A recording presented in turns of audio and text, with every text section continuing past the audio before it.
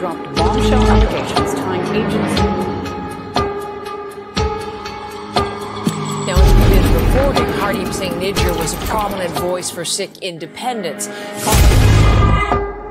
नमस्कार दोस्तों, अभी रिसेंटली इंडिया और कनाडा के रिलेशंस में काफी उथल-पुथल देखने को मिली जब खालिस्तान समर्थक एक आतंकवादी की हत्या कनाडा में हो गई। कई न्यूज चैनल्स पे मैंने देखा और कई यूट्यूबर्स ने भी वीडियो बनाए उस खालिस्तानी टेररिस्ट के बारे में, उसका जन्म कब हुआ, उसने क्या क्या किया, कैसे कैसे उस पे अलग अलग केसेस चले और ऑपरेशन ब्लू स्टार्स की भी बात हुई। इन सब के बीच में मेरा दिमाग इस बात पे चल रहा था कि आखिर खालिस्तान क्यों, ये खालिस्तान की सोच कहां से आई। इसलिए मैंने इस पे कुछ रिसर्च वर्क किया और रिसर्च के दौरान मुझे एक बुक मिली जीवीएस सिद्धू के द्वारा लिखी हुई। अगर जीवीएस सिद्धू जी के बारे में बताऊं तो ये स्पेशल सेक्रेटरी थे इंडियन एक्सटर्नल इंटेलिजेंस यानी रॉ के, और उन्होंने एक पूरी बुक लिखी हुई है खालिस्तान कॉन्स्पिरेसी के ऊपर, जो डिटेल में बताती है कि आखिर खालिस्तान की सोच कहां से, कैसे खालिस्तान मूवमेंट स्टार्ट हुआ और किन रीजन से स्टार्ट हुआ। हालांकि इस वीडियो में हम पूरी बात नहीं कर सकते, तो मे भी हम इसको कुछ और पार्ट्स में देखेंगे, पर शुरुआत करते हैं खालिस्तान के बारे में कि शुद्ध भूमि खालिस्तान बनाने की सोच कहां से पैदा हुई। 1980 के दशक की शुरुआत में कट्टरपंथी अलगाववादी ने पंजाब और उत्तरी भारत के अन्य हिस्सों में खालिस्तान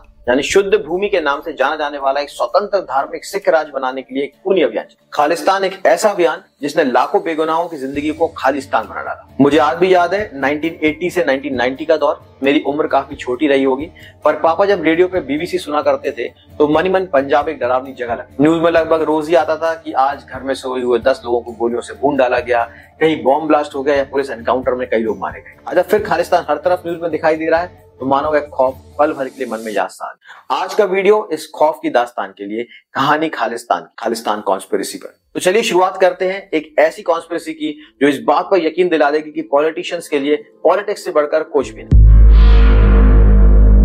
खालिस्तान कॉन्स्पिरेसी की कहानी इंदिरा गांधी के दो इंपॉर्टेंट डिसीजंस के बिना अधूरी है। पहला नेशनल इमरजेंसी और दूसरा ऑपरेशन ब्लू स्टार। ये दोनों ही डिसीजंस कुछ ऐसे हैं कि हमारे देश में सदियों तक इनको याद किया जाएगा, एक काले धब्बे की तरह, क्योंकि इन दोनों डिसीजंस ने भारत देश में बहुत सारे बदलाव की आग लगा दी और दोनों ही डिसीजंस इंदिरा गांधी ने अपनी सत्ता और अपने पावर को बरकरार रखने के लिए बिना ये सोचे कि इनके शॉर्ट टर्म या लॉन्ग टर्म क्या फायदे या क्या नुकसान होंगे।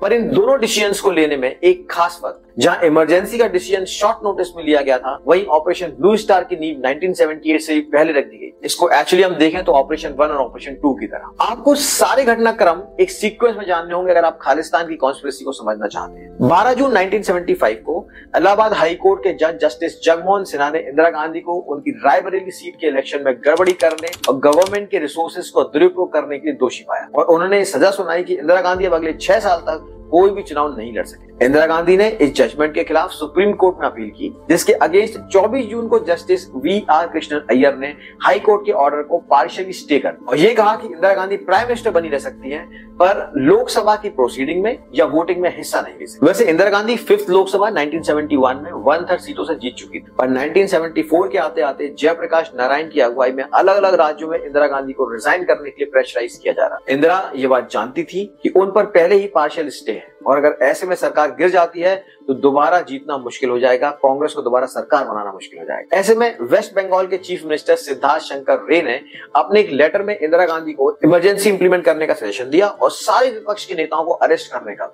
इंदिरा गांधी को इमरजेंसी की कंडीशंस के बारे में ज्यादा पता नहीं और इसलिए उन्होंने प्रणब मुखर्जी को डिटेल्स देखकर समझाने के लिए कहा। प्रणब मुखर्जी ने यह बताया था कि एस रे ने ही इंदिरा गांधी को उकसाया था इमरजेंसी के लिए और ऐसा कदम उठा दिया गया। 25 जून को जेपी ने अपनी रैली में पूरे देश में सत्याग्रह की बात और उसी दिन शाम को कांग्रेस की पीएसी की बैठक हुई। इस बैठक में सुप्रीम कोर्ट के फैसले के इम्प्लीकेशंस को डिस्कस किया गया। पीएसी की बैठक में बाबू जगजीवन राम, सरदार स्वर्ण सिंह, वाई.बी. चौहान और इंदिरा गांधी मौजूद। इस मीटिंग में डिसाइड हुआ कि अगली सुबह इंदिरा गांधी रिजाइन कर देंगे और सरदार स्वर्ण सिंह देश के अगले प्रधानमंत्री बन जाए। ये डिसीजन इसलिए लिया गया क्योंकि पीएससी को लग रहा था कि अगले 3 महीनों में सुप्रीम कोर्ट अपना फैसला बदल लेगी और इंदिरा गांधी वापस प्रधानमंत्री बन जाएगी। पर संजय गांधी को डिसीजन कुछ सही नहीं लगा और उन्होंने बंसीलाल से कंसल्ट। बंसीलाल जो हरियाणा के चीफ मिनिस्टर थे, उन्होंने संजय गांधी को समझाया कि इंदिरा जी की ये बहुत ही बड़ी गलती होगी क्योंकि एक बार स्वर्ण सिंह प्रधानमंत्री बन गए तो बाकी लीडर्स भी स्वर्ण सिंह का साथ देंगे और इंदिरा गांधी का वापस आना मुश्किल। संजय ने उसी वक्त सिद्धार्थ रे से बात की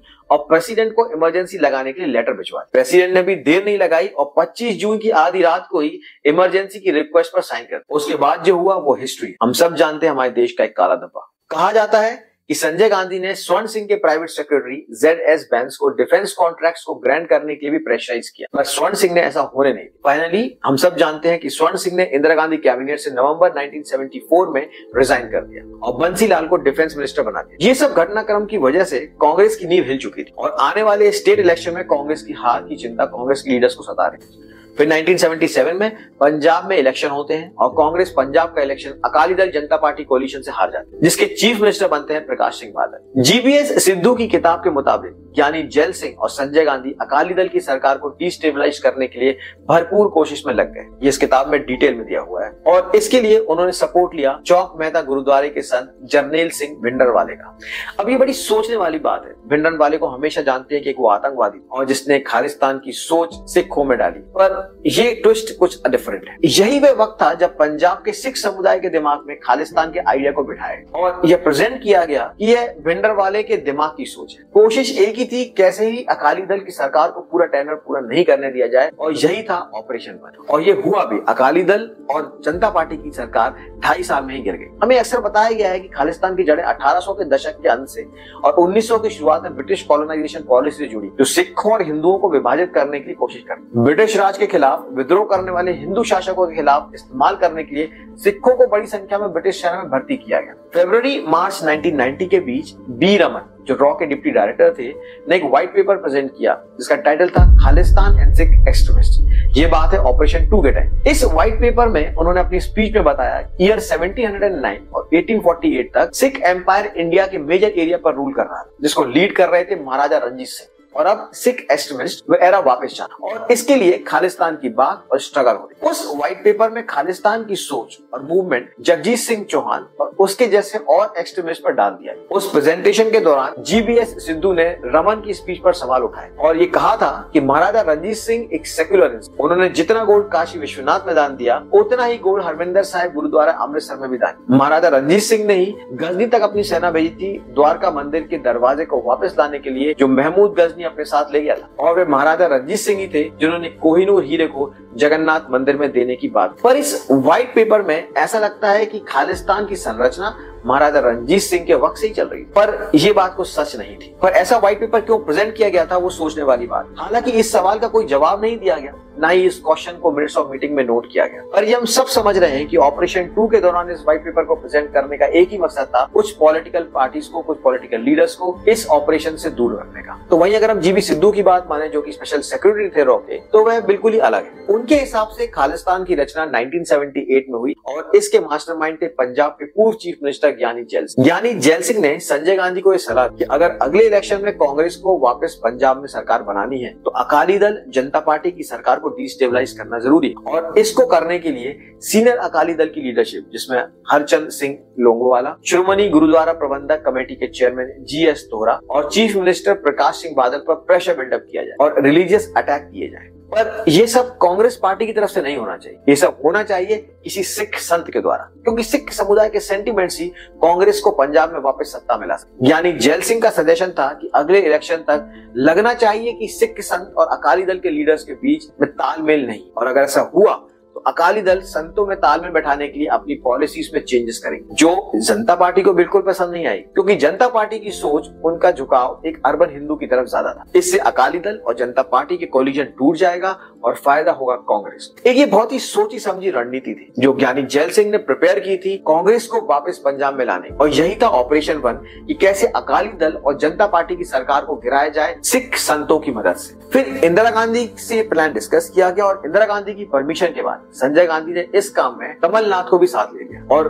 गुरुद्वारा दर्शन प्रकाश के संत जरनैल सिंह भिंडरवाले को इस काम के लिए चूज किया गया और यह तय हुआ कि भिंडरवाला खालिस्तान की सोच और डिमांड को सिख समुदाय के दिमाग में डाले। हालांकि इस बात का फायदा जनवरी 1980 तक तो कुछ खास नहीं मिला और शायद मिलना भी नहीं था, और वही ऑपरेशन 1 था। ऑपरेशन 1 केवल इतना था कि अकाली दल और जनता पार्टी की सरकार को गिराना, जो 1980 में गिर जाता और इंदिरा गांधी फिर से पावर में आ जाती। और यह जो नींव रखी गई थी खालिस्तान की 1978 में, इसका इस्तेमाल किया जाना था 1985 के 8th लोकसभा इलेक्शन। कांग्रेस ने यह डिसाइड किया कि इस भिंडरवाला खालिस्तान को एक अहम मुद्दा बनाया जाएगा 8th इलेक्शन में, यानी कि 1985 के इलेक्शन में। तो जहां एक सोची समझी रणनीति के चलते 1978 से 1980 तक भिंडरवाला खालिस्तान मुद्दा बनाया गया ताकि अकाली दल और जनता पार्टी की सरकार को गिराया जाए, वहीं 1980 से 1985 के बीच इस मुद्दे को खत्म करके सत्ता में वापस आने का एक शानदार प्लान तैयार किया। बस ये नहीं सोचा कि एक बार सोच कहीं कर दी जाती है तो सोच को मिटाना बहुत ही कठिन हो जाता है, और फिर यह सोच पीढ़ियों दर पीढ़ियों अपनी छाप छोड़। खालिस्तान की कहानी केवल इतनी ही नहीं है, यह तो बस शुरुआत है उस षड्यंत्र की जो अगले कई सालों तक हिंदुस्तान पर काला धब्बा बनकर रहेगा। इस वीडियो को हम कंटिन्यू करेंगे और ये जानेंगे कि कैसे कनाडा में सिख समुदाय का उजागर और कैसे एक खालिस्तानी सोच कनाडा तक पहुंची और क्यों कनाडा सपोर्ट करता है खालिस्तान। चैनल को सब्सक्राइब कर लो और बेल आइकन को प्रेस कर लो क्योंकि अगला वीडियो मिस नहीं होना चाहिए आपसे। नमस्कार।